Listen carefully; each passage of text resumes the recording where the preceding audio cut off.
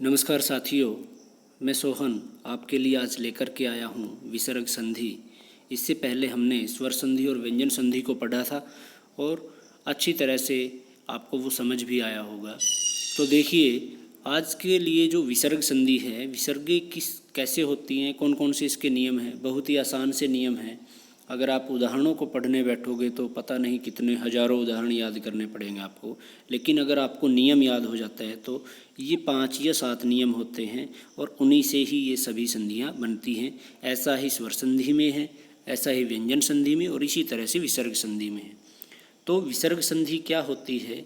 विसर्ग संधि में अगर किसी शब्द के अंत में विसर्ग दे रखा हो और उसके बाद में कोई भी स्वर या व्यंजन आ जाए तो क्या होगा? विसर्ग में कोई ना कोई परिवर्तन होगा, उसमें चेंज होगा कि विसर्ग किसी न किसी में चेंज हो जाती हैं। वो ओ भी बन जाती हैं, र भी बन जाती है, स भी बन जाती है, ठीक है। और कहीं जगह पर विसर्गें जो हैं एज इट रहती हैं, जैसी दी हुई हैं वैसी ही वो रहती हैं। और कहीं पर इनका लोप हो जाता है, मतलब कि ये गायब हो जाती है वहाँ पर और इनके स्थान पर कुछ नहीं आता। तो देखिए, फर्स्ट रूल क्या है कि विसर्ग, क्या कहा कि किसी शब्द के अंत में विसर्गें दी हुई हों, ये तो विसर्ग संधि का नियम है ही। जैसे कि ये है मनः, बाद में विसर्गें हैं, लेकिन उन विसर्गों से पहले क्या हो? अ दिया हो। अ मीन्स यहाँ पर कोई भी विसर्गों से पहले अ के अलावा कोई भी मात्रा न हो और विसर्गों के बाद में क्या हो? चाहे अ हो या फिर वर्ग का तीसरा चौथा पांचवा वर्ण, जो मैंने आपको बताया था कि वर्ग जो हैं वो 5 होते हैं। जो स्पर्श व्यंजन हैं वो क्वर्ग, च्वर्ग, ट्वर्ग, त्वर्ग, पुवर्ग, हमारे जो 5 वर्ग हैं उनमें आते हैं। और अंतस्थ वर्ण हो, अंतस्थ वर्ण य र ल व, और ऊष्म वर्ण ह हो अकेला, तो क्या होगा? इस विसर्गों के स्थान पर ओ बन जाता है, ठीक है। विसर्गों के स्थान पर क्या बन जाता है? ओ। देखिए, मनः प्लस में अनुकूल, तो क्या बन गया? मनो अनुकूल। अब यहाँ पर आपको देखा कि विसर्गों की जगह पर ओ बन गया है। तो अगर इसको हम अच्छी तरह से समझना चाहें कि ये ओ बनता कैसे है, ये ओ बनता है कि इन विसर्गों की जगह पर ऊ बनता है और इससे पहले अ दिया हुआ होता है, इन दोनों से ओ बनता है, ठीक है। अब देखिए, मन में अ है, ऊ विसर्गों का ऊ बन गया, तो क्या बन गया? मनो, और बाद में जो अनुकूल है वो उसमें प्लस हो जाता है, तो क्या बन गया? मनो अनुकूल। इस तरह से। लेकिन हम सिर्फ यही याद रखेंगे कि विसर्गों की जगह पर ओ बन जाता है। मनः प्लस अनुकूल, विसर्गों से पहले न में अ है, बाद में भी अ दिया हुआ है, तो विसर्गों का ओ बन गया मनो अनुकूल। अधः प्लस गति, तो क्या बन गया? अधोगति।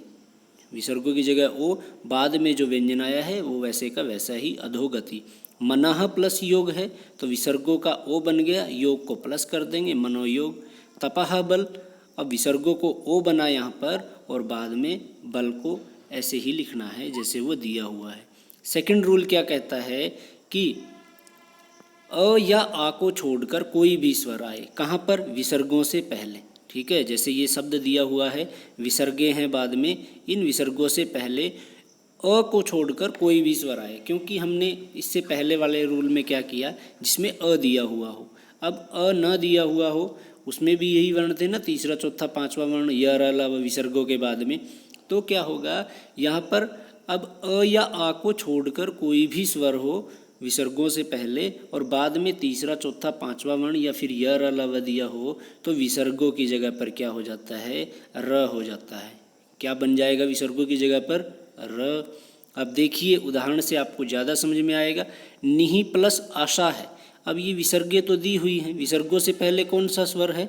ई। देखिए, ये इस तरह से है, कभी आप सोचो कि ई पहले न बाद में है और न में अ है, ऐसा नहीं है। न में ई, तो ये क्या बन गया? नी, क्योंकि व्यंजन को स्वर कंप्लीट करते हैं। तो न प्लस में ई, बाद में क्या है? ई है। यहाँ पर पहले दिखाई दे रही है वो, लेकिन बाद में है। और ई के बाद मतलब अ से असमान स्वर है ई, और प्लस में क्या आया? अ। कोई भी यहाँ पर एक और लिख लो, विसर्ग स्वर हो, कोई भी स्वर भी हो तो क्या होगा? स्वर हो, विसर्ग सॉरी हाँ, यहाँ पर तीसरा चौथा पांचवा वर्ण हो या विस्वर हो या फिर य र ल व हो, ऐसा लिख लेना। निहि प्लस आशा तो क्या बन गया, विसर्गों की जगह पर र आ गया और आशा उसमें प्लस हो गया तो निराशा। निहि प्लस बल है, विसर्गों की जगह पर र बना और निर्बल, बाद को प्लस कर देंगे। और आशीर्वाद शब्द जो है बहुत इम्पोर्टेंट है, ये शब्द आशी ही प्लस वाद, ये वर्तनी की दृष्टि से भी आ सकता है और संधि में भी पूछ सकते हैं इसको। तो क्या आएगा, आशी ही प्लस वाद। अब यहाँ पर ई की मात्रा आई हुई है, विसर्गे हैं, विसर्ग के बाद व क्या है, अंतस्थ वर्ण, तो इन दोनों विसर्गों की जगह पर क्या बन जाएगा, र, आशी ही प्लस वाद आशीर्वाद। ठीक है, दुहु प्लस उपयोग है तो क्या बन गया, दुरुपयोग। विसर्गों की जगह पर र, ऊ की मात्रा क्या है, छोटा ऊ है, ऊ तो ऊ लगा देंगे, उपयोग। बही प्लस मुख क्या बन गया, बहिर्मुख, क्योंकि विसर्गों की जगह पर र है।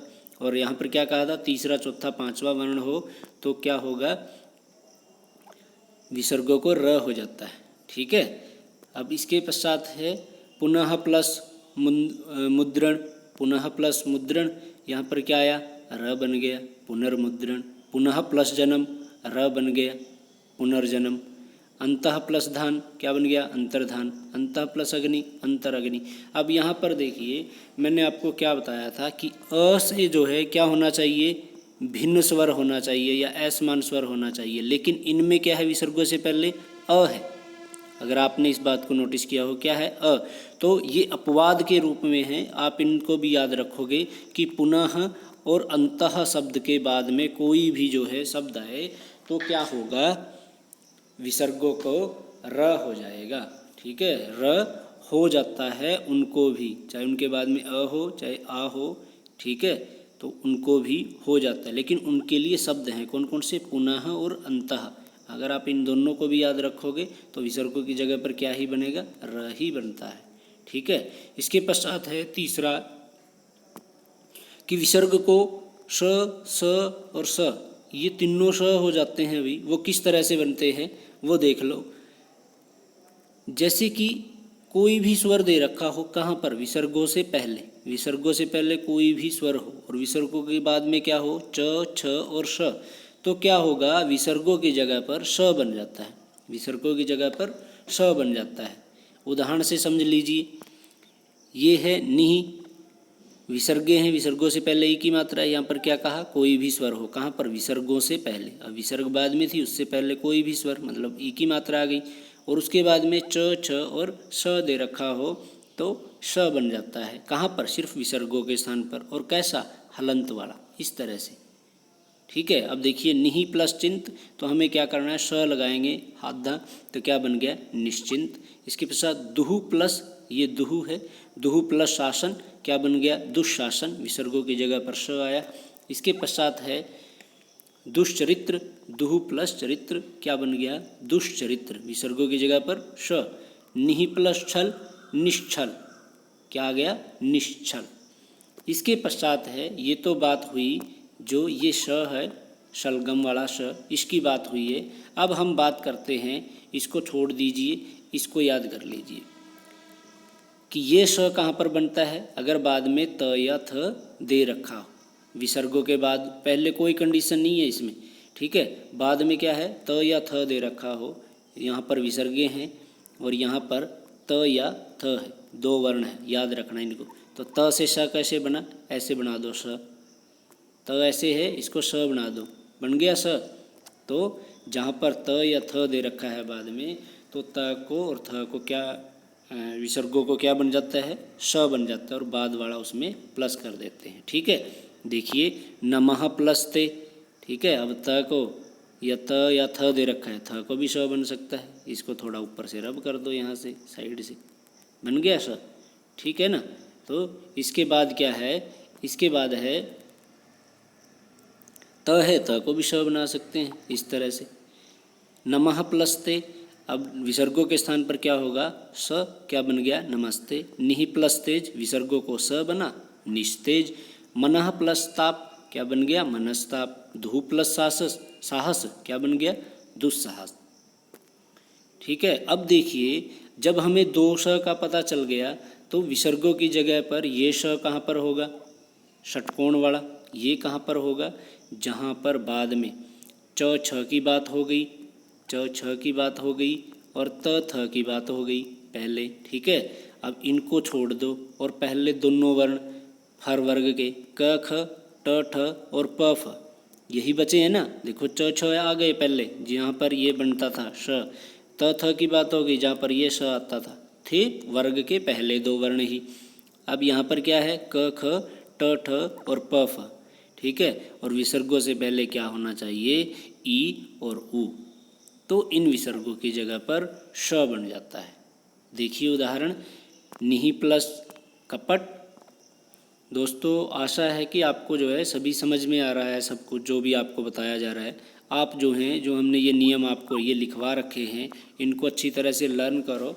तो 4-5 बार अगर आप इनको पढ़ लेते हो तो आपका संधि का कोई भी क्वेश्चन गलत नहीं होगा, इस बात की गारंटी है। और आपको हमारा वीडियो अगर अच्छा लग रहा है तो वीडियो को लाइक कर दें और चैनल को सब्सक्राइब जरूर करें। अब देखिए सेकंड उदाहरण है, निहि प्लस फल है, तो विसर्गों की जगह पर क्या बन जाता है, श, फल बाद में प्लस कर देंगे तो क्या बन गया, निष्फल। इसके बाद निहि प्लस प्राण है, प्राण बाद में ऐसे ही आता है, नि ई की मात्रा है तो क्या बन गया, श, निष्प्राण। धनु प्लस टंकार, अब ट आया है, ट दे रखा था तो क्या आएगा, धनुष टंकार। ये था श स स कैसे बनते हैं। और कई जगह पर विसर्गों का लोप हो जाता है। कहाँ पर होगा, अगर विसर्ग के बाद र हो तो विसर्ग का लोप हो जाता है, और उससे पहले जो स्वर होगा उसका क्या होगा, दीर्घ हो जाता है। देखिए निहि प्लस रोग है, छोटी की मात्रा दी हुई है, विसर्गे और फिर रोग, तो विसर्गों के बाद र है और नी छोटी की मात्रा है तो बड़ी मात्रा हो गई, दीर्घ हो गया, और रोग प्लस में कर दिया उसके और विसर्गे हटा दी, क्या बन गया, निरोग। इसी तरह से निहि प्लस रस है, अब निहि प्लस रस को क्या लिखेंगे, जो इसमें ह्रस्व ई की मात्रा है वो दीर्घ हो गई, रस उसमें प्लस करेंगे तो क्या बन गया, नीरस। इसी तरह से अगर विसर्ग से पहले कोई भिन्न स्वर हो और प्लस में कोई भी स्वर हो, भिन्न स्वर हो मतलब भिन्न भी क्या, कोई भी स्वर हो और बाद में भी कोई भी स्वर हो, तो क्या करेंगे, हम विसर्गों का लोप कर देते हैं, अतः प्लस एव। ये एक ही उदाहरण मिलता है इस तरह का, आप इसको याद कर लो, सिर्फ रूल आपको पढ़ने की ज़रूरत ही नहीं पड़ेगी। और कहीं जगह पर क्या होता है, विसर्गों में जो है कोई परिवर्तन नहीं होता, विसर्ग में कोई परिवर्तन नहीं होता, विसर्ग जैसी लगी हुई हैं वैसी ही आती हैं। जैसे कि प्रातः काल है, अंतःपुर, अधः पतन, अंतःकरण, तो ये कैसे बनते हैं रूल, विसर्गों से पहले अ दिया हो और प्लस में क्या दे रखा हो, क या प दे रखा, क या प दे रखा हो तो कोई परिवर्तन नहीं होता। अब प्रातः काल में विसर्गे हैं, विसर्गों के बाद में क दे रखा है तो इसमें कोई चेंजिंग नहीं आएगा, और विसर्गों से पहले अ भी है। अंतःपुर बाद में विसर्गों के प है और विसर्गों से पहले अ है त में, तो इसमें भी कोई परिवर्तन नहीं होगा। अधः पतन में विसर्गे हैं, उससे पहले अ बाद में प है, कोई परिवर्तन नहीं होगा। तो ये रूल इस तरह से होगा। तो दोस्तों हमें आशा है कि आपको यह वीडियो अच्छा लगा होगा। विसर्ग संधि आपकी कंप्लीट हो चुकी है और इनकी आप प्रैक्टिस कीजिए, किसी भी बुक को लेकर के उसमें से अभ्यास कीजिए उन उदाहरणों का, और अपने आप जो है उनको सॉल्व कीजिए, तो आपके संधि का कोई भी क्वेश्चन गलत नहीं होगा। धन्यवाद।